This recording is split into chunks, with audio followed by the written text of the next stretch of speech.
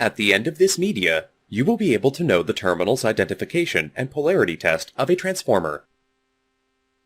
For terminal's identification, let us name the windings of the transformer as W1 and W2. Measure the ohmic value of the winding W1 using an ohm meter. Note it down. Now, measure the ohmic value of the winding W2. Always HT winding has higher resistance than LT winding. Compare the ohmic values of the windings. Now we can identify the LT and HT windings based on the resistance values. Denote LT winding as lowercase a1 to lowercase a2, and HT winding as capital A1 to capital A2. Terminals of the transformer are thus identified. Now, let us see the polarity test. When the primary is excited by voltage V1, EMF E1, and E2 gets induced in primary and secondary winding respectively. Polarity of E1 and E2 are based on how the windings are wound on the core.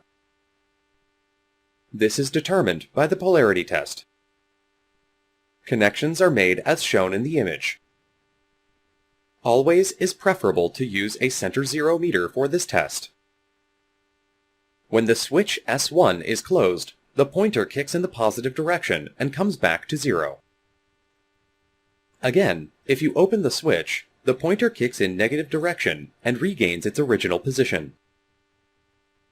If the above-mentioned conditions are satisfied, then you can decide that the polarities are subtractive in nature. Hence, the terminal markings done are correct. Otherwise, the pointer kicks in the negative direction when the switch is closed. When the switch is opened, it kicks in positive direction and regains its position back. In the above case, you can decide that the polarity are additive in nature. For large transformers, sometimes the voltmeter will not show any deflection. In that case, you can use a low-range DC ammeter to find the polarity. Thus, you have learnt about the terminal's identification and polarity test of the transformer.